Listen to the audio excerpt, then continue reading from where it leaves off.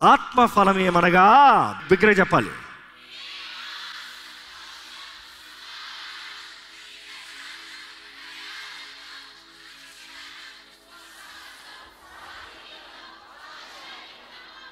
Wonderful. ఈరోజు దేని గురించి ధ్యానించబోతున్నాము? దయ గురించి. దయ అన్న మాటకు అర్థం ఏంటి? దయ అన్న మాటకి గ్రీక్ నుండి చూసినప్పుడు మూడు అర్థాలు కనబడతాయి. మొదటిగా దయ చూపిస్తాము, ఒక వ్యక్తికి దయ చూపిస్తాము అనగా ఆ మాటకు అర్థం ఏంటంటే, ఆ వ్యక్తికి ఏదైనా మేలు చేస్తామో ఆ మేలును బట్టి ఆ వ్యక్తి జీవితము లాభకరంగా మారుతాము, ఆ వ్యక్తికి లాభకరంగా ఉంటాము. కేవలం దయ చూపిస్తామంటే ఏదో చేస్తాం మాత్రం కాదు, చేసేదాన్ని బట్టి ఆ వ్యక్తికి మేలు లాభకరంగా ఉండాలట. ఈరోజు చాలామంది దయ చూపిస్తామంటే రోడ్లో ఉన్న వాళ్ళకి ఏదైనా చేద్దామంటూ ఏదో పెద్ద చేస్తానికి కెమెరా ఉండాలి, 10 మంది ఫోటో తీయాలి, ఏదో ఒకటి చూపించుకోవాలి, చేసినట్టుగా చూపించుకోవాలి. కొంతమందికి చేసే సహాయం ఏమాత్రం లాభకరం కాదంట, ఏమాత్రం మేలు కాదంట, ఏమాత్రం ప్రయోజనం ఉండదంట. కొంతమంది పంచుతామని అర్థం లేని పంచుతారు, వారు అనుకున్నట్టుగా పంచుతారు, కానీ పొందుకున్న వ్యక్తికి లాభకరంగా అన్నట్టుగా చూడరు. సో దయ అన్నదప్పుడు it is something that is profitable, something usable, something essential. ఒక వ్యక్తి మొదటిగా దయ చూపించాలి అంటే ఆ వ్యక్తి ఏదైనా అనుభవించాలంట. ఏది అనుభవించిన వ్యక్తి ఇతరులకి దయ చూపించలేడు. ఏది పొందుకోని వ్యక్తి ఇతరులకి ఏది ఇవ్వలేడు. నీ దగ్గర లేనిది దేవుడు ఎప్పుడు ఇంకోటికి ఇవ్వమని చెప్పలేదు. నీ దగ్గర అనుగ్రహించబడిందే దేవుడు ఇంకోటికి పంచమని చెప్తున్నాడు. బట్ దెన్ ఈరోజు ఎంతోమందికి ప్రేమ లేదు. ప్రేమను బట్టి దయ అనే ఫలము మనలో కనబడుతుంది. ఆత్మ ఫలం అన్నదప్పుడు అంతయు ప్రేమతో లింక్ అయి ఉంది. ప్రేమను బట్టి చేస్తాము అనేది ధ్యానిస్తూ వచ్చాము. ప్రేమను బట్టి దయ చూపించాలి అన్న మాట చూసినప్పుడు ఈరోజు ఎంతమంది నిజముగా దేవుని ప్రేమతో నింపబడి ఉన్నామో పరీక్షించుకోవాలండి. ఎంతోమందికి దేవుని ప్రేమ అనుభవించలేకపోతున్నారు. దేవుని ప్రేమను అనుభవించలేక ఇతరులకి దేవుని ప్రేమను చూపించలేని పరిస్థితుల్లో we are just being selfish, carnal. ఎందుకంటే ఆత్మఫలం ఏమన్నా కానీ గళతీయులకు రాసిన పత్రికలు మనం చదువుతూ వచ్చినప్పుడు అక్కడే శరీర క్రియల గురించి చదువుతూ వస్తాము. ఎక్కడ ఒకసారి చూద్దామండి, 5వ అధ్యాయం 19వ వచనం నుండి చూద్దాం ఒకసారి.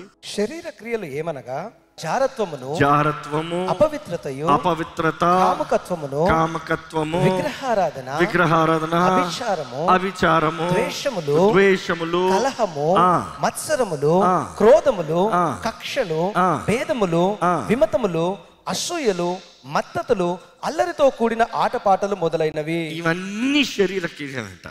ఒకడు స్వార్థానికి బ్రతికేది, స్వార్థాన్ని బట్టి ఇతరుల్ని గాయపరిచేది, ఇతరుల్ని పాడు చేసేది, ఇతరుల్ని దోచుకునేది శరీర క్రియలు అనేది స్పష్టంగా తెలియజేయబడుతుంది. శరీర క్రియలు అలాగున్నాయంటే ఆత్మద్వారముగా, పరిశుద్ధాత్మ ద్వారంగా ఫలించే బ్రతుకు ఎలా ఉంటుందో మనం ధ్యానిస్తాం వచ్చాం. ఒకసారి మరలా చదువుతారు. ఆత్మ ఫలం ఏమనగా 22వ వచనం నుండి, ఆత్మ ఫలమేమనగా ప్రేమ, సంతోషము, సమాధానము, దీర్ఘశాంతము, దయాళుత్వము, మంచితనము, విశ్వాసము, సాత్వికము, ఆశా నిగ్రహము. ఇవి ఆత్మ ద్వారంగా ఫలిస్తామంట. పరిశుద్ధాత్మ లేకుండా మనము ఫలించలేము. మిమ్మల్ని అడుగుతున్నాను, పరిశుద్ధాత్మని కలిగి ఉన్నారా? ఎందుకంటే మీలో నిజంగా ఈ ఆత్మ ఫలం గురించి ఒక్కొక్క వారం ధ్యానించుకుంటూ వెళ్తున్నాం. ఎందుకంటే ఇది ఇస్ వెరీ నీడెడ్. ప్రభు రాకడ సమీపంగా ఉంది, ఎస్. కానీ ఆయన వచ్చేటప్పుడు మన దగ్గర ఆయన ఎదురు చూసేది మనం ఫలించున్నామా, మన దగ్గర ఫలం ఉందా? ఈరోజు when you talk about mercy or when you talk about కైండ్నెస్లో 3 మాటలు చూస్తాం గ్రీక్లో. ఒకటి ఏంటంటే రాడికల్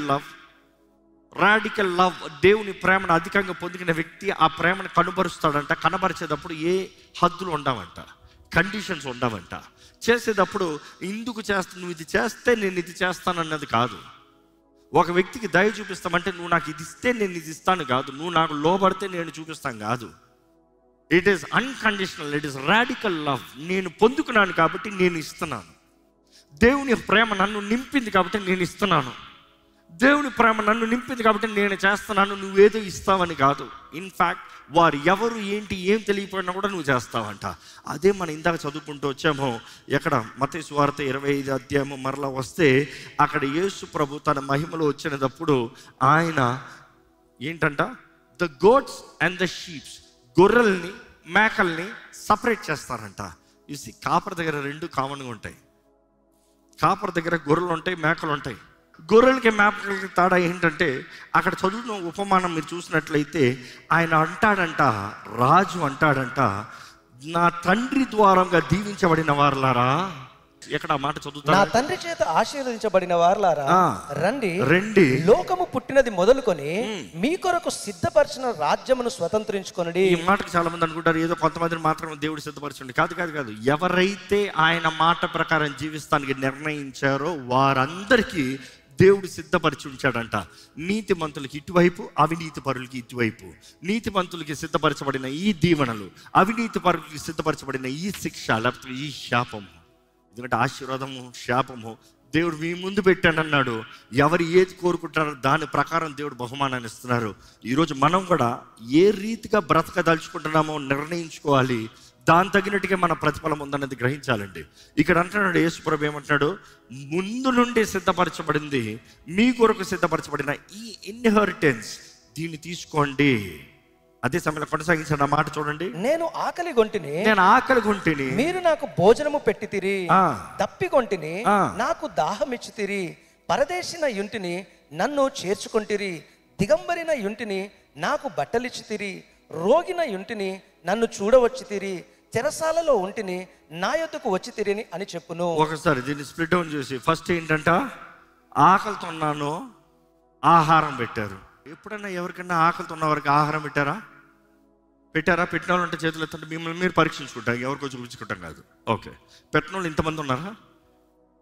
ఎందుకంటే ఈ మాట జాగ్రత్తగా చదవాలి. ఎందుకంటే ఆత్మద్వారంగా ఫలించేవారు నిజంగా they'll be careful about this kindness. అదే రాడికల్ లవ్ అంటున్నాను. ఎవరో చెప్పేదాన్ని బట్టి కాదు, దేవుడు నీకు ఇచ్చిన దాన్ని బట్టి. నీకు మంచి ఆహారం నువ్వు భుజించేటప్పుడు దేవా, కొంతమంది పిల్లలు నేర్పిస్తారు, ఆకలితో ఉన్న వారికి ఆహారం దయచేయి, స్తోత్రం, ఆమేన్, థ్యాంక్ యూ, దయచేయని చెప్తాం మాత్రం కాదు, నీ ద్వారంగా దయచేయలే. యు బి ద వెసల్, నీ ద్వారంగా పంచనే, నీ ద్వారంగా దేవుడు ప్రేమిస్తారు వారిని తెలియజేయనే. Take that step. ఆకలితో ఉన్న వారికి ఆహారం పెట్టారంట, అంటే నాకు ఆకలి ఉన్నప్పుడు ఆహారం పెట్టాడని దేవుడు చెప్తున్నాడు. రెండోది, దప్పిగొంటిని నాకు దాహం ఉన్నాను, నీరు ఇచ్చాను. ఎప్పుడన్నా ఎవరికైనా నీళ్ళు ఇచ్చారా? నీళ్ళు అనేటప్పుడు మనుషుడు నీళ్ళు లేకపోతే బ్రతకగలుగుతాడా? The most essential is what, నీరు కావాలి, నీరు. కానీ దేవుడు అంటున్నాడు, నువ్వు నీరు ఇచ్చావా ఆహారం ఇచ్చావు కాదు, బేసిక్గా అక్కడ హృదయ పరీక్ష పెడుతున్నాడు. నీ హృదయం ఎలాగుంది గమనించండి. దేవుడు మనకి ఇచ్చిన దాన్ని బట్టి మనము పంచాలనేది దేవుడు చూస్తున్నాడు. మనకి ఇచ్చిన దాన్ని బట్టి నీకు లేనిది ఎప్పుడు అమ్మని దేవుడు అడగలే, నీకు కలిగిన దాంట్లోనే. నాకు దాహం ఉన్నప్పుడు మీరు నీరు ఇచ్చారు. నెక్స్ట్ చూడండి, పరదేశిన యుంటిని నేను పరదేశినై ఉంటిని నన్ను చేర్చుకుంటిరి. నేను పరదేశిగా ఉన్నాను, నన్ను చేర్చుకున్నారు. నేను నీకు దిక్కు లేని వాడిగా కనబడచ్చు, అడ్రస్ లేని వాడిగా కనబడచ్చు, నేనేదో అవసరతలు ఉన్నవాడిగా కనబడచ్చు, నేను మనుషుల ద్వారా తునీకరించబడిన వాడిగా అవ్వచ్చు.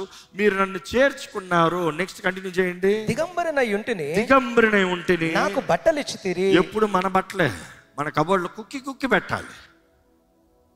పంచారా? ఎప్పుడన్నా నేను పంచాను అన్న వారు చేతులు ఎత్తారా? Today the challenges, are we really grateful for the things God is doing? దేవుడు చేసిన దానికి కృతజ్ఞత కలుగున్నామా? కృతజ్ఞత కలుగున్నామన్న సవాల్ ఏంటంటే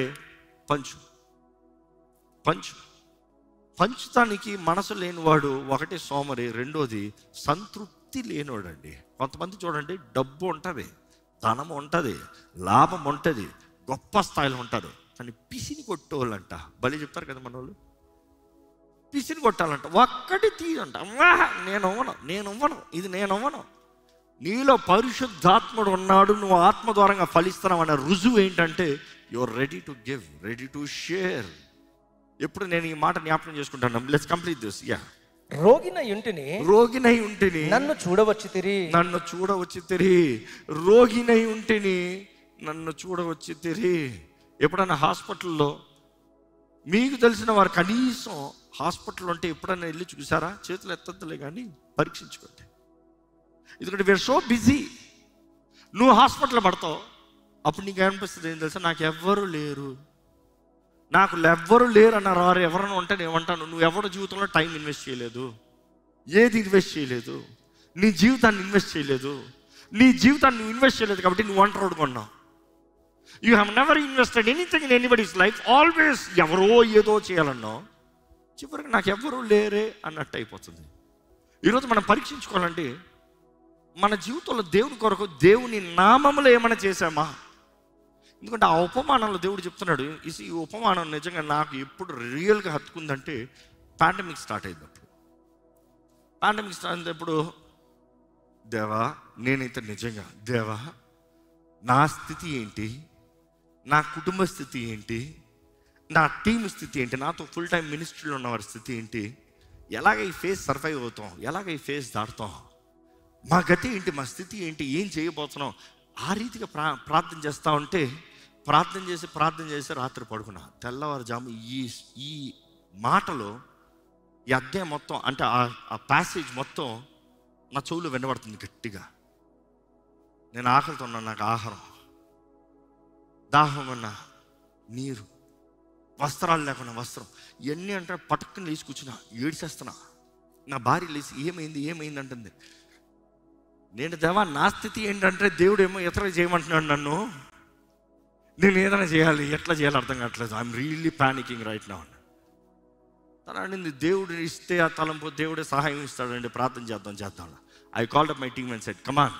చర్చిలో ఉన్న వాళ్ళందరికీ ఆహారం, టీం మెంబర్స్ చాలామంది, ఇందులో విధవరాలు ఉన్నారు, హీన స్థితిలో ఉన్నవారు ఉన్నారు, సంపాదన లేని వారు ఉన్నారు, ఈ టైంలో ఇంట్లో కూర్చొని ఉన్నవారు ఉన్నారు, వారికి ఆహారం పంచాలి. కాంటాక్ట్ ఆల్ ద లిస్ట్ అన్న. ఫస్ట్ మీరు తెలుసో లేదో, బయటికి మమ్మల్ని మామూలుగా పబ్లిసిటీ చూపింగ్ కానీ కావాల్సినంత ఫుటేజ్ ఉంటుంది కానీ never post it outside. But then ఎందుకంటే నాకు టీం అప్డేట్ చేస్తానికి పెడతా ఉంటారు. బట్ దెన్ చర్చిలో ఉన్న ఆల్మోస్ట్ మెంబర్షిప్లో ఉన్న అందరికి ఫోన్ చేసి, మీకు బియ్యం ఉందా, మీకు పప్పులు ఉన్నాయా, మీకు ఆహారం ఉందా, మీకు అది ఉందా, అందరికి డిస్ట్రిబ్యూషన్. మన టీం అందరూ రిస్క్ చేసుకుని పోలీస్ పర్మిషన్, మెడికల్ సపోర్ట్ తీసుకుని సపరేట్గా పాండమిక్ టైంలో డిస్ట్రిబ్యూట్ చేసుకుంటూ వచ్చారు.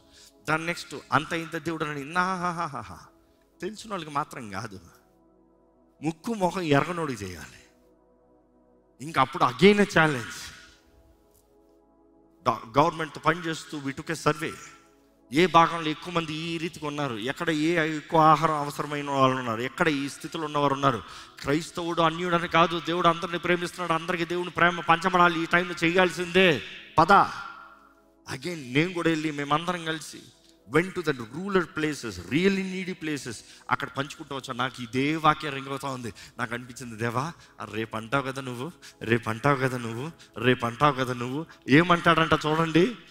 మేమెప్పుడు ప్రభువా నీకు పెట్టామంటే ఏమంటున్నాడు చూడండి. అందుకు ప్రభువా ఎప్పుడు నీకు ఆకలి ఉంటే చూచి ఆహారం ఇచ్చితిమి, నీవు దప్పిక ఉంటే చూచి ఎప్పుడు దాహం ఇచ్చితిమి, ఎప్పుడు పరదేశివై ఉండుట చూచి చేర్చుకుంటిమి, దిగంబరివై ఉండుట చూచి బట్టలు ఇచ్చితిమి, ఎప్పుడు రోగివై ఉండుట చూసి చెరసాలుంటుట చూచి నీ యొద్దకు వచ్చితిమి అతన్ని అడిగినప్పుడు, అందుకు రాజు, మిక్కిలి అల్పులైన ఈ నా సహోదరులలో ఒకనికి మీరు చేసితిరి కనుక నాకును చేసితిరని నిశ్చయముగా మీతో చెప్పుచున్నానని వారితో అనెను.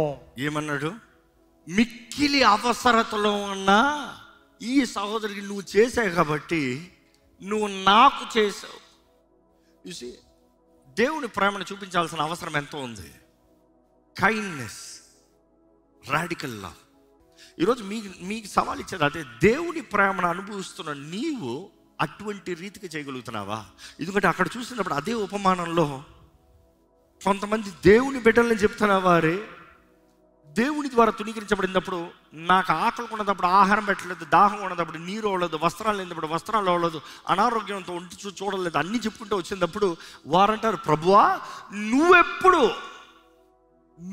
ఆకలితున్నావు, నువ్వెప్పుడు ఆకలితున్నావు చెప్పు. దేవుడు ఏంటి నీ కొరకు ఆకలితో కూర్చుంటాడా?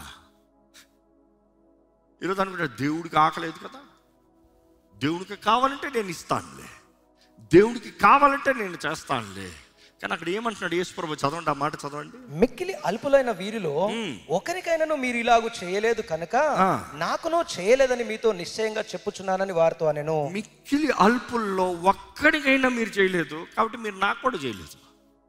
రాజు సపరేట్ చేస్తాడంట. ఆ రాజు యేసుప్రభు అనేది తెలియజేయబడుతుంది. ఈరోజు మన జీవితంలో జ్ఞాపకం చేసుకోవాలండి, దేవుడు అనుగ్రహించిన ప్రేమ, దేవుడు అనుగ్రహించిన కృప, దేవుడు అనుగ్రహించిన జీవితాన్ని ఎలాగ జీవిస్తున్నావు? నిజంగా పరిశుద్ధాత్ముడు నీలో ఉన్నాడంటే నువ్వు ఇతరులకి దయ చూపిస్తావండి. You will surely show. దయ అన్నదప్పుడు దయ చూపిస్తాము. వారు తగిన వారు కాకపోవచ్చు, వారు అర్హులు కాకపోవచ్చు, వారు తిరిగి నీకేమి చేయకపోవచ్చు, కానీ నువ్వు దేవుని ప్రేమిస్తున్నావు కాబట్టి దేవుని ఆత్మ ద్వారంగా దేవుని ప్రేమని వారికి కనబరుస్తున్నావు. దానినప్పుడు గ్రీకులో చూసినప్పుడు ఒక మాట రాడికల్ లవ్. రెండో చూసినప్పుడు క్షమించే మనసు, క్షమిస్తాం. ఒక మనిషికి దయ చూపిస్తామన్నప్పుడు ఆ మనిషి నిన్ను బాధ పెట్టి ఉండొచ్చు, నీకు విరోధంగా కార్యం జరిగించి ఉండొచ్చు, నిన్ను దూషించి ఉండొచ్చు, నిన్ను అవమానపరిచి ఉండొచ్చు, నిన్ను ఏదో రీతిగా నీకేదో నష్టం చేసి ఉండొచ్చు.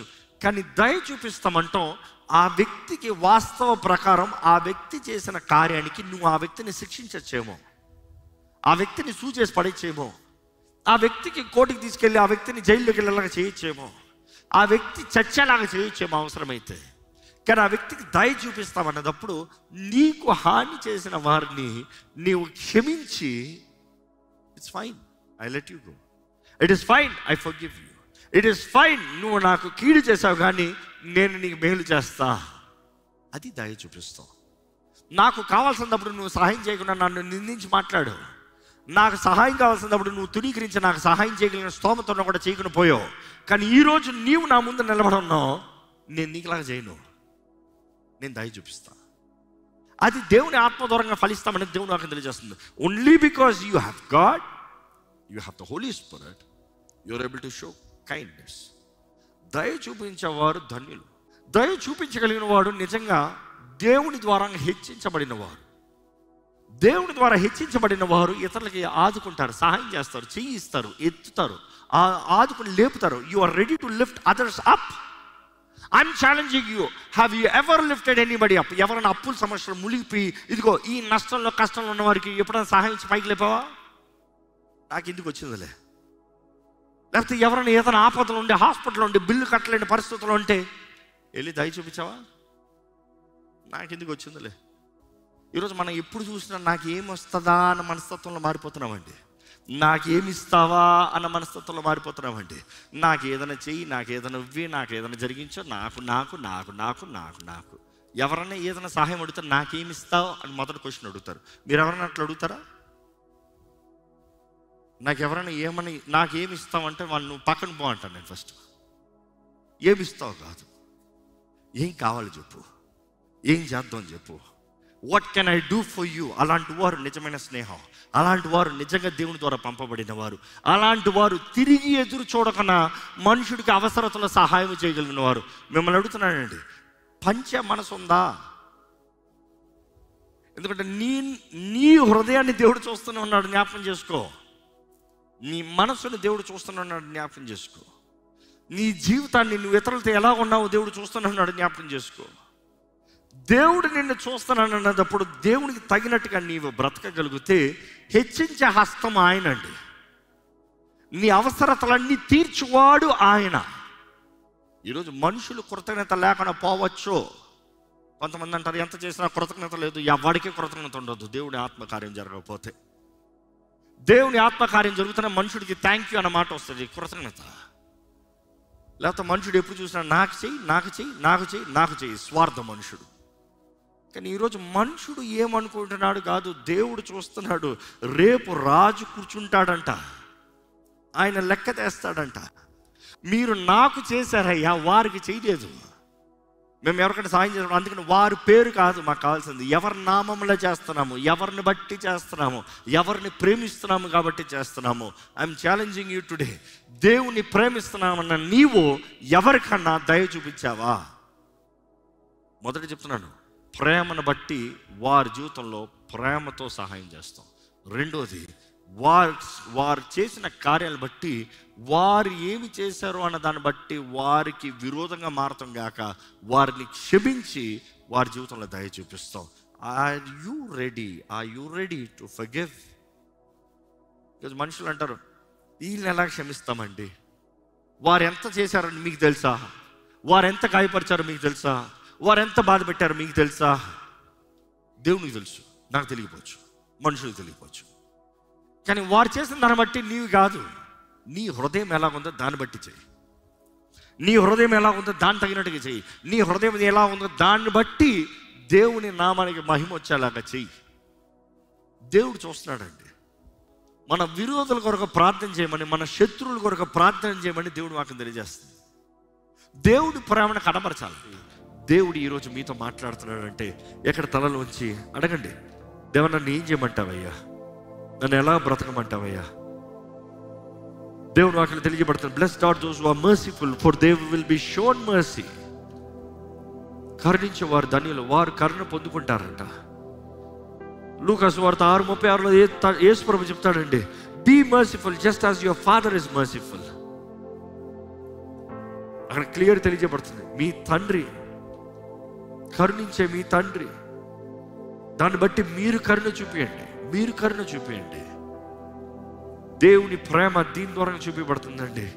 ఆయన కుమారుడు మనకు అనుగ్రహించాడు కదా, మనల్ని కరుణించి మన స్థితిని చూసి మనంతటా మనం ఇంకా బయటికి రాలేమని, విడుదల పొందలేమని దేవుడు తన కృపని మనకు అనుగ్రహించాడు కదా. కృప ద్వారానే మనం రక్షించబడ్డాం. దేవుడు ఆయన కరుణను మనపై చూపించి మనకు రావాల్సిన శిక్ష మనకు రాకుండా చేశాడు. దేవుని వాక్యంలో తెలియజేయబడిన రీతిగా దేవుడు మోషేతో అంటాడు, నేను ఎవరిని కరుణించాలో వారిని కరుణిస్తాను, ఎవరికి జాలి చూపించాలో వారికి జాలి చూపిస్తాను. దేవుడు అంటే నా ఇష్టం, నేను చూపిస్తాను. దేవుడు అడిగేది ఒకటేనండి, సరైన జీవితము, సరైన ఫలము మనలో ఉండాలండి.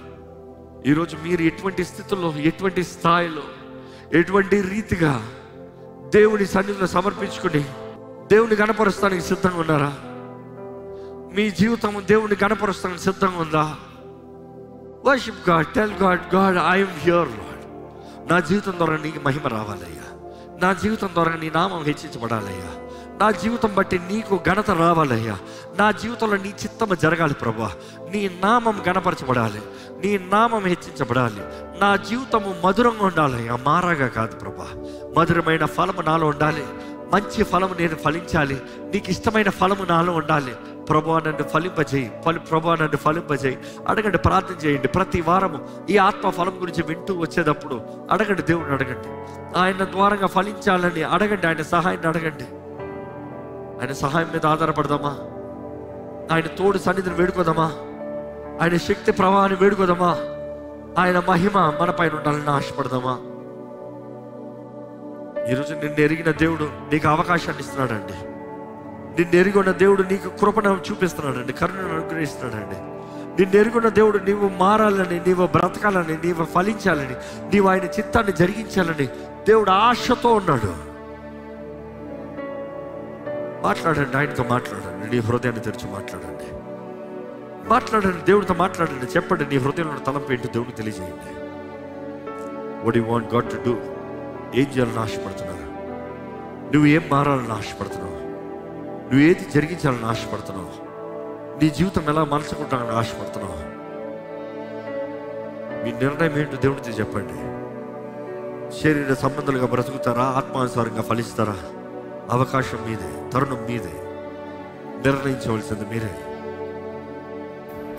ప్రభా ఎదుగునయ్యా, ఇక్కడ ఉన్న ప్రతి ఒక్కరిని చూడు ప్రభా, మా స్థితిని చూడయ్యా, మా జీవితంలో నీ ఆత్మ కార్యము జరగాలని వేడుకుంటాము ప్రభా.